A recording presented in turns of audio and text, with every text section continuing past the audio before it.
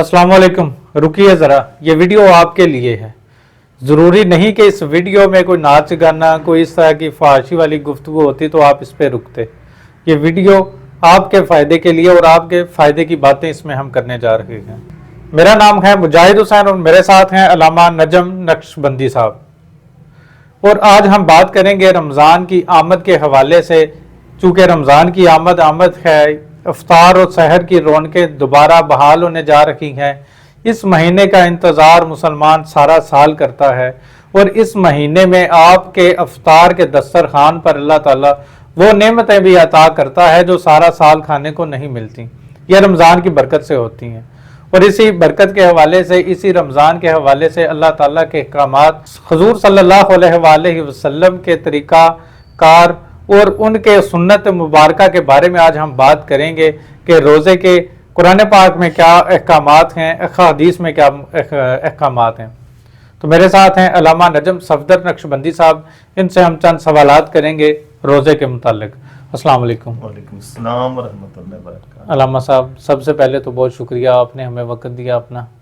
अल्लामा साहब, सबसे पहले हमारा सवाल है, माह रमज़ान को रमज़ान क्यों कहा जाता है? माह रमज़ान ये अल्लाह ताला ने खुद कुरान मुक़द्दस में इसका नाम ज़िक्र फरमाया है। उलमाए किराम इरशाद फरमाते हैं कि रमज़ान के दो मानी, एक माना है भट्टी, जिसमें एक सुनार अपने सोने को रखता है ताकि उसकी मैल कुचैल धुल जाए और खालिस सोना बाहर निकल आए। तो माह रमज़ान में एक खाने पीने से रुक कर हम भी भूख और प्यास की भट्टी में अपने आप को रखते हैं ताकि हमारी मैल कुचैल साफ़ हो जाए और खालिस मुसलमान बनकर हम फिर उभरें। और दूसरा इसका माना है कि मौसम ख़ज़ां के बाद जो मौसम बहार की पहली बारिश होती है, उस बारिश की वजह से ख़ज़ां के जितने मैल कुचैल गुबार और पत्ते वगैरह होते हैं वो सारे धुल जाते हैं और बहार में नए फूल, कलियां और पत्ते खिलते हैं। तो इसी तरह माह रमज़ान में भी हमारे गुनाह मुआफ़ होते हैं, नामे अमाल साफ़ होता है और उसमें नेकियों के फूल उगते हैं। सुभान अल्लाह, माशाअल्लाह। अल्लामा साहब, ये बताएं कि रोज़े के हुक्म, रोज़े का जो हुक्म है कुरान पाक में कि सहरी किस वक़्त हमें ख़त्म करनी चाहिए और अफ्तारी कितने बजे करनी चाहिए, उसका सही जो वक्त है कुरान पाक ने जो हमें बताया है वो क्या है? कुरान मजीद में सूरह बकरा में आयत नंबर 187 में अल्लाह ताला ने इरशाद फरमाया, कुलू वशरबू हत्ता यतबय्यना लकुमुल खैतुल अबयदु मिनल खैतिल अस्वद मिनल फज्र, कि रात को तुम्हें इजाज़त है, तुम खाओ पियो और जब फजर के वक़्त सफ़ेद धागा स्याह धागे से जुदा होकर, अलग होकर तुम्हें नज़र आना शुरू हो जाए। यानी जब सहरी का वक़्त तब ख़त्म होगा जब तुलुए फजर की सफ़ेदी हमें नज़र आना शुरू हो जाएगी और फिर हमारे लिए पाबंदी होगी खाने पीने से, और जो रोज़े की पाबंदियां हैं हमें उनसे रुकना है। और कब तक रुकना है? इरशाद फरमाया, सुम्मा अतिम्मुस्सियाम इलल लैल, कि जब फिर गुरूब आफ्ताब हो जाए उस वक़्त तक तुम्हें खाने पीने से और दीगर जो अल्लाह ताला की तरफ से पाबंदियां हैं रुकना है, और फिर जब गुरूब आफ्ताब हो जाए तुमने इफ्तारी कर लेनी।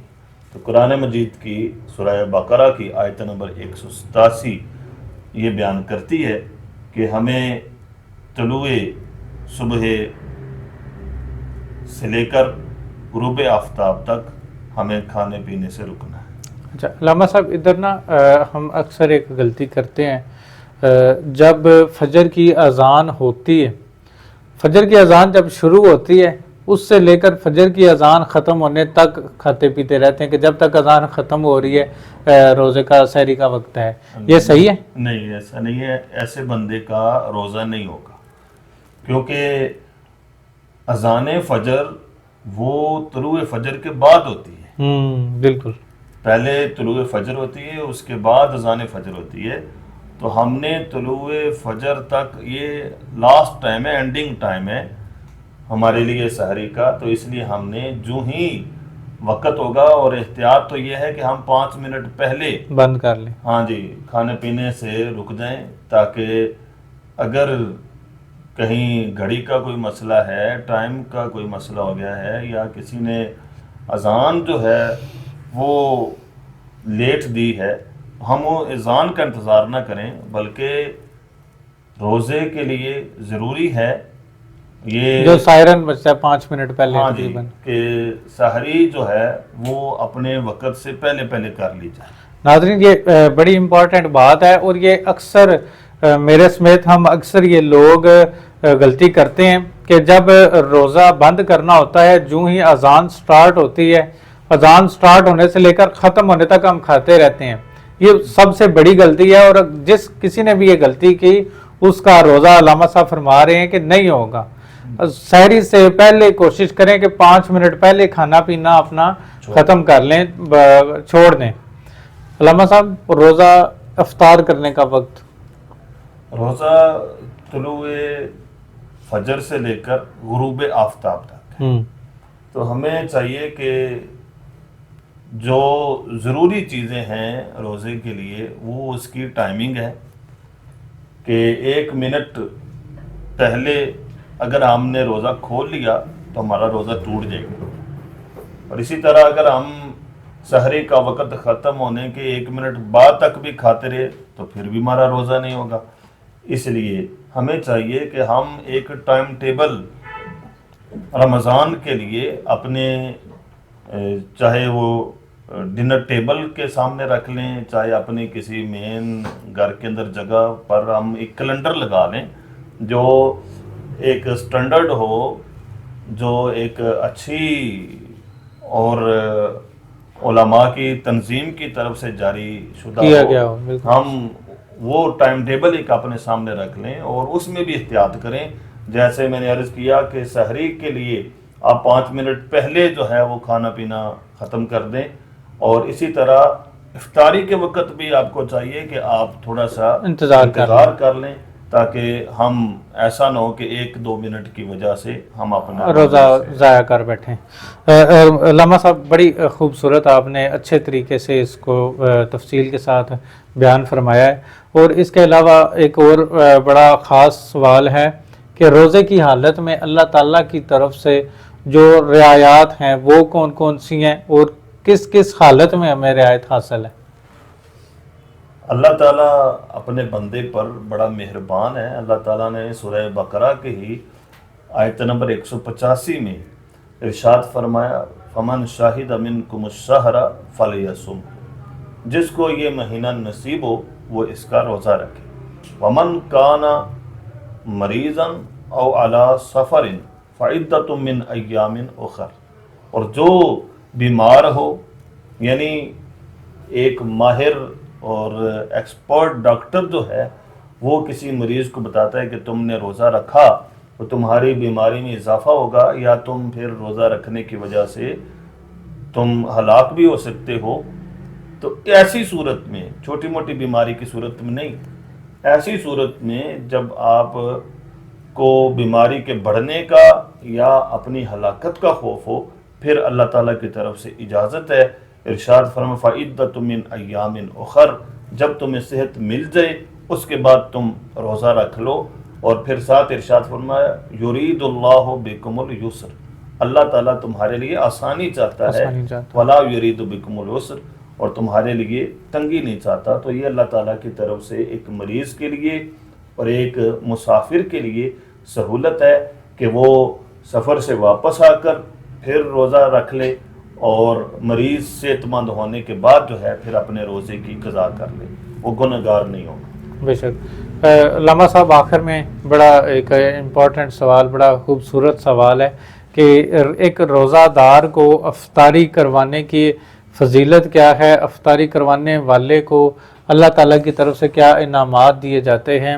اللہ تعالیٰ کی طرف سے جیسے روزے دار کو ثواب ملتا ہے، ایسے ہی جو روزے دار کو روزہ افطار کراتا ہے، حضور نبی کریم صلی اللہ تعالیٰ علیہ وسلم نے ارشاد فرمایا کہ اس کے برابر ہی روزہ افطار کرانے والے کو بھی ثواب ملتا ہے، اچھا، اور دونوں کے ثواب میں کوئی کمی نہیں ہوتی۔ ماشاء اللہ۔ اور پھر ارشاد فرمایا جو روزے دار کو روزہ افطار کراتا ہے، چاہے ایک گھونٹ پانی سے یا ایک گھونٹ دودھ سے یا ایک کھجور سے، اللہ تعالیٰ اس کو جہنم سے آزادی بھی عطا فرماتا ہے، اس کے گناہوں کی مغفرت بھی فرماتا ہے، اور جو سیر ہو کر کسی کو کھانا کھلائے افطاری کے وقت یا اس کو پلائے، تو ارشاد فرمایا حضور نبی پاک علیہ الصلوۃ والسلام نے، میرے حوض کوثر سے اس کو جام کوثر نصیب ہوگا، اور جب وہ پیے گا پھر اس کو کبھی پیاس نہیں لگے۔ اللہ اکبر۔ اللہ تعالیٰ نے اپنے بندے پر بڑے ہی کرم کیے ہیں۔ اللہ تعالیٰ بخشنے کے بہانے ڈھونڈتے ہیں، عطا کرنے کے بہانے ڈھونڈتے ہیں، صرف اور صرف ہمیں لینے کا طریقہ آنا چاہیے، ہمیں پتہ ہونا چاہیے۔ اللہ تعالیٰ تو ایک ایک پل میں آپ کو عطا کرنے کے لیے تیار ہیں، ایک ایک پل میں آپ کو بخشنے کے لیے تیار ہیں، بس ہمیں جو ہے نا اپنے آپ کو اس چیز کے لیے تیار کرنا چاہیے، اللہ تعالیٰ سے مانگنے کا طریقہ آنا چاہیے، کیونکہ اللہ تعالیٰ کا یہ حکم ہے کہ ایک قدم تم میری طرف آؤ، 10 قدم میں تمہاری طرف آؤں گا۔ وہ ایک قدم پہلے آنا ضروری ہے، کیونکہ پہلے آپ نے قدم اٹھانا ہے، آپ نے اللہ تعالیٰ کی طرف رجوع کرنی ہے، تو پھر آپ دیکھیں اللہ تعالیٰ کے کرامت، اللہ تعالیٰ کے کرم، اللہ تعالیٰ کے انعامات کس طرح آپ کے اوپر برستے ہیں۔ آج کا بڑا خوبصورت پروگرام، علامہ نجم صفدر نقشبندی صاحب ہمارے ساتھ موجود تھے، بہت خوبصورت گفتگو کی۔ انشاءاللہ علامہ صاحب پورے رمضان میں بھی آپ کو ہم دعوت دیتے رہیں گے، ہمارے جتنے بھی ویورز ہیں، ہمارے فین ہیں، فالورز ہیں، سب کے لیے جو ہے نا مفید باتیں ہوں گی، مسائل ہوں گے، دینی مسائل ہوں گے، روزمرہ کی زندگی میں ہمارے جتنے مسائل ہوتے ہیں ان میں اللہ تعالیٰ کی طرف سے کیا احکامات ہیں اس پہ بڑی تفصیلاً گفتگو ہوگی۔ مزید اپڈیٹس ویڈیوز دیکھنے کے لیے فالو کیجیے ہمارے چینل براق نیوز کو، سبسکرائب کیجیے، ساتھ بیل آئیکن کو ضرور کلک کیجیے تاکہ ہماری ہر آنے والی نئی ویڈیو کا نوٹیفیکیشن آپ کی سکرین پر بر وقت پہنچتا رہے۔ تب تک کے لیے مجھے اور علامہ صاحب کو دیجیے اجازت۔ اللہ حافظ۔ پاکستان زندہ باد۔